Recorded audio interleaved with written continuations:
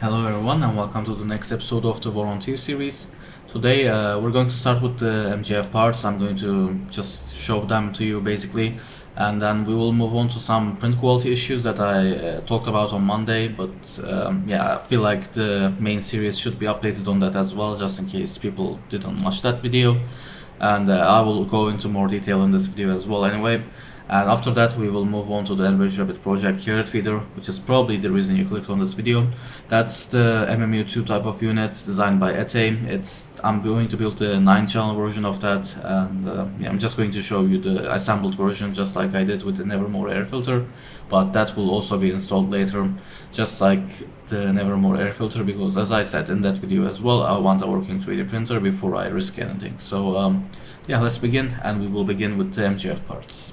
The MJF parts are now here, and I did an assembly of the entire toolhead assembly of the Voron 2.4. So here it is. The gray parts, they're all MJF. So this is how much $150 of MJF looks like. It's not even the entire thing. If I wanted to reprint this whole thing in MJF, I'd have to pay like $300, $400, something like that. So yeah, I didn't do that for obvious reasons. But the parts that are near the Hotend, except this fan duct, which shouldn't be a problem because it's blowing the air in, not out, so it shouldn't get hot. Except that all of the parts near the Hotend are now MJF, so I don't expect anything to melt. As an extra, I also ordered this pivot block, the belt retainer clips, and the probe mount in MJF as well, but the probe mount I couldn't really use. Turns out the parts are designed for ABS, like they say, so with MJF the tolerances weren't that great and I couldn't use its heat set inserts with these, so yeah, I ended up not using this, but for the rest of the parts they worked, so you know, I guess that's good enough. So I'm going to use the black ABS part that I have here. At least that's mostly out of the way, and there are a few pieces between the Hotend and that part, so I don't expect anything to melt there, so it's not a problem. And as I said, I don't expect anything to melt near the fan ducts, the Galileo extruder or anything like that, so now this should work pretty well. Eventually, as I said, I want to reprint the whole printer in some sort of an high temp material, maybe polycarbonate, maybe nylon, I don't know, but I'll keep the MJF parts. Yeah, this is how it looks. I'm going to now install this on my Voron 2, do some tuning, and start printing the rest of the Tiny M parts. And of course it wasn't that simple. What you're seeing on the screen right now is my many attempts at printing the Tiny M parts in that expensive high temperature CF nylon, and in every single one of them you can see some problems, and even in the first layer. If you look at for example the brim, most of them had gaps in the brim. And the reason I'm using a brim is because I had some warping issues in my first prints, but wasn't too serious, so a brim should have helped. But yeah, the brim, obviously you can see that doesn't work, and there were a couple prints where the brim worked, but even with those, just the Hilbert curve infill or the rounded parts of the motor frames, etc., they never printed properly, and eventually the Hotend clogged. So I had to disassemble it and clean the heat break of the Dragon Hotend, and well, let's see what happened. The molten ABS part problem is now solved thanks to the new MJF parts, but of course, fucking Murphy, there is another problem, and this time it's the heat break of the Dragon Hotend that I was using in there. It was clogged, so I used my ultrasonic cleaner to clean it, and it actually worked pretty well, but when it comes to installing it, I installed the black heatsink part crooked and basically bent the surgical tube on it. I probably should have taken a picture before further disassembling it, but yeah, it was beyond recovery. So yeah, I had to switch to the other Dragon. I have the one I bought for my Voron 0, though that was going to be my Tiny M Hotend, because I'm using a different Hotend now for my Voron 0, but anyway, that was going to go on the Tiny M, now it's on the Voron 0. And the next problem is, well, this heater. This is, if I remember correctly, either 50 or 60 watt heater. It's a pretty strong heater for a Hotend, but this one is stuck really well in there. I couldn't remove it, at least without going medieval, which if I do that, I'm sure I will destroy the wire connections and this will be useless anyway. So I couldn't remove it from that, and the only other heater I have is from way back in the day, a genuine E3D V6 heater that's, I'm pretty sure, just 30 watts, and well, that can't reach 305 degrees, which is what I need for the carbon fiber nylon printing. So yeah, that's just great. Now I'll have to order a new heater. Hopefully I can find one locally that's powerful enough, but I guess we'll see. But yeah, if you're wondering why this episode took a while, well, here is one of the probably many reasons. And because of that heater issue, I went back to ABS printing and continued printing the Enraged project carrot feeder parts, but the problems never stopped. So yeah, now we're getting into the stuff that I already showed on Monday, so well, here it is. More great news. If we look at the currently printing parts on the plate, we can see a lot of layer lines, and I know from experience that these parts are going to be really brittle, and yeah, they're not going to work well, and that's because the extruder isn't extruding the layer in there properly. Obviously there could be many reasons for this. I'm actually not blaming the extruder itself, but yeah, yet another thing to fix. I'm going to shorten this part because I talked about the stuff that was going on for like 8 minutes or something like that. So basically I thought there could be a few reasons, and I tried eliminating some of them.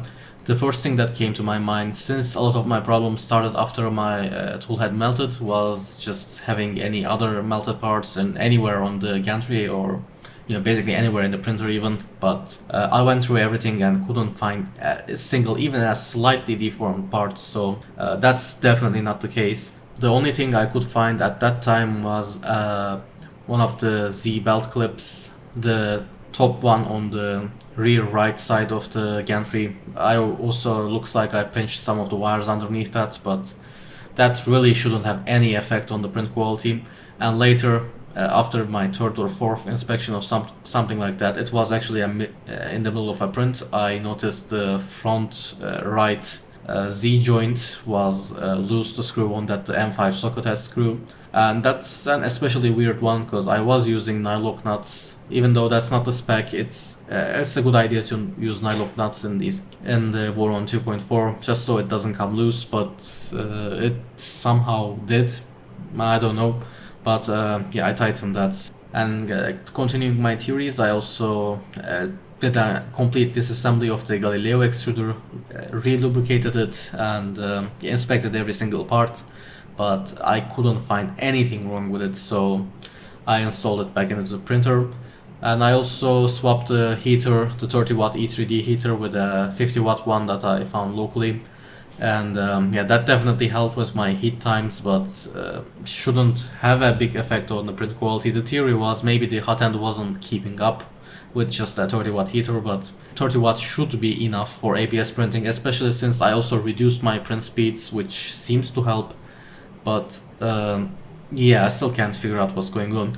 One thing that I figured out though is if I print near the rear side of the printer, the prints tend to have less problems, so I don't know, maybe it's something in the front side of the gantry, but yeah, I can't figure out what's going on. So yeah, that's what's going on with that. And unfortunately, at the time of recording this, I still don't have a solution, but at least now I can continue printing. But even with that, I had another problem. This was before this chronologically, but I was printing some of the top skirts for the Doom Cube, and those were files I sliced like 2 months ago. They were just sitting in a folder. I just started printing them, didn't even check them, and some of the skirts weren't oriented properly, and the print failed. But the bigger problem is when I was cleaning the plate, I also damaged the PEI. So yeah, I have even less space to print now. Now I can only print in the rear side of the PEI, but yeah, even some of that area is gone. So yeah, that's basically what happened. So from now on, for printing the Enraged project carrot feeder parts and the Voron 0 parts, I printed everything in the backside, small plates, as small as possible, to reduce the risk. And even with that, I had to print everything about 2 times, maybe even 3 times for some plates. And yeah, that definitely wasn't great, and that's definitely something I cannot afford to do with the tiny amp parts. So even though I have a heater that can reach those temperatures now, at least in theory, I actually haven't tested that, but it should. I'm not going to, because I can't really do that with a $200 spool. So yeah, that's what's going on. I'll continue looking into this, but as I said at the time of recording this, I don't know what's going on. But yeah, anyway, let's move on to the Enraged project carrot feeder, probably the main reason you clicked on this video. So yeah, as I said, I had to print a lot of the parts multiple times for many of the parts, but actually the accent color parts were printed before I had any issues. So it was with the ABS toolhead before I even started printing the tiny amp parts with the new filament. So they all turned out pretty well. The black parts, on the other hand, I had some problems and I had to print a lot of them multiple times. But yeah, I ended up using some of the ugly looking parts on the final assembly as well. But the ones that I used are, while they look bad, they are not brittle. I did test them, and they also don't have anything that would restrict their functionality. So you know, there are no problems with the ones that I use. They just look ugly. Some of them, others are fine, especially the ones that I reprinted multiple times. They're mostly fine, but I ended up using some of the older parts as well. So anyway, let's take a look at the Enraged project carrot feeder. So here it is, my 9-channel Enraged project carrot feeder, almost fully assembled. As I said many episodes ago, I think at this point I was planning on building the 9-channel version. The reason for 9 channels is because that was, at least at the time, I don't know currently, the largest supported configuration for this. Well, shouldn't say supported, I guess tested would be a better word. So yeah, went with a 9-channel version, and yeah, you can see that it's fully assembled, almost fully assembled.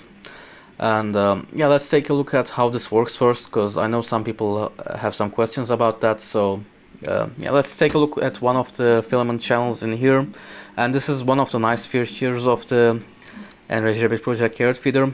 There are these latches that you can unlatch. They are a bit tight in my setup, but they work. And there we go. And if we unlatch them, there's a hinge on the top, and it gives you much better access to the filament blocks. So if we zoom in on them, and if I remove one of the top hats, you can see the mechanism in there. So they're basically BMG gears. I went with the cheapest possible option, which was 2 Trees BMG gears. So hopefully they'll work well, but well, I don't know. I guess we'll see.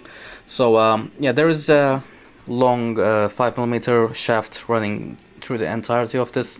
That's driven by this 4-to-1 gearing with this normal sized NEMA 17 motor. There's also a pancake for the top selector that I'll get to. That drives the filament to the extruder. This actually doesn't act as an extruder, it just is for driving the filament to the extruder and retracting from it so you can feed another filament. So that's how this works. So if we actually feed a piece of filament through, so yeah, here it is. So if we feed this through and then rotate this, you'll see that the filament actually doesn't move. But if I apply pressure on the top, this is how it's going to work. There we go. Wasn't applying enough pressure, but there we go. Now that I'm applying enough pressure, you can see that the filament is moving, and that's how it works. So the top part, the selector part, basically does what I did with my finger. This part moves left to right, and it's driven by this pancake motor. And in here, you can see here a servo motor, and its horn will push on these top hats that are held in place and levitating thanks to opposing magnets, and that pushes the gear down, and that lets you drive the filament you want. So how you use this is basically you feed a filament, and once you need to swap to a different filament, this thing retracts that filament and moves on to the next filament block and then feeds it, and your print resumes. So that's basically how this works. The MMU2 works in a fairly similar way, but instead of using the servo motor system, it has a large rotating disc that has bearings on them that push on the filament blocks. So I feel like this is a better system, but yeah, I guess that works too, so it doesn't really matter. And as I said, the print quality on a lot of the parts on this build are unfortunately not that great, but as I said, I also checked the integrity of these parts. They are rigid. They don't crack or bend or anything, and they don't block the filament path or anything. So yeah, I expect them to work well. So shouldn't be any problems with that. I also had to print the ends of the drag chain here on both ends, because this is a 7x7 drag chain that's also used on the Voron 0, and I didn't have the ends for it and didn't feel like buying a whole new drag chain for that, so I couldn't find any files for these, so I will release them, I guess, on Thingiverse, even though I'm not a fan of that site these days. I don't that still it should be the easiest place to release them. But yeah, this is basically it, I guess. There are a few connectors here that you run to your controller board. So the G here is for the geared motor here that actually drives the filament. The S is for the pancake motor on the selector area. And this 5-pin connector, which that's one thing I'm not a big fan of with this design. If I was designing this, I'd probably split it into 2 connectors at least, or possibly even 3. That runs to the limit switch that's here.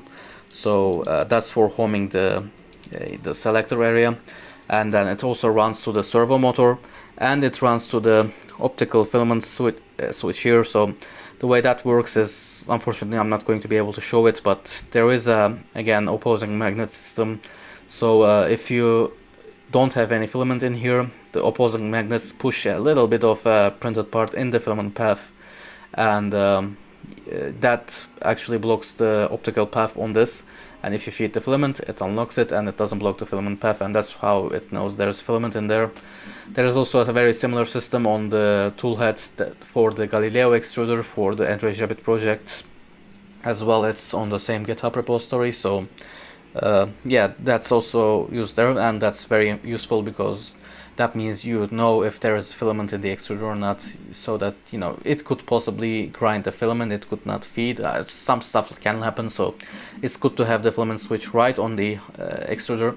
Plus that means that you can use this as a continuous filament buffer. So for example, if you're printing with multiple spools that just have a few grams left on them, that means the limit switch on the extruder, once that isn't triggered, which means there isn't a filament in there, this will know and it will switch to the next filament and so on. So yeah, that's a very nice feature, which is one of the biggest reasons why I wanted to build this in the first place. So yeah, definitely looking forward to that.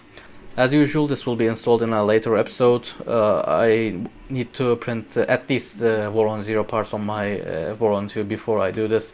The plan was also to print the Tiny M parts, but as I talked about earlier in this video, I'm having some print quality issues and I'm not going to risk it. But yeah, I should have at least one backup printer, because yeah, otherwise it could be a big problem. So yeah, it will be a while until I install this, but it will definitely happen. Another challenge with this, with my current setup, is the spider board that I'm using. I talked about the spider board before. I really like that board, but one of its downsides, if you want an Enraged project carrot feeder, is the stepstick slot count on that board. It supports up to 8 stepsticks, which means it supports up to 8 stepper motors, while the Voron 2 has 7 by default, counting the extruder as well, obviously. And for this I need 2 more, which means I need 9, and that board has 8. So that's another thing I need to fix.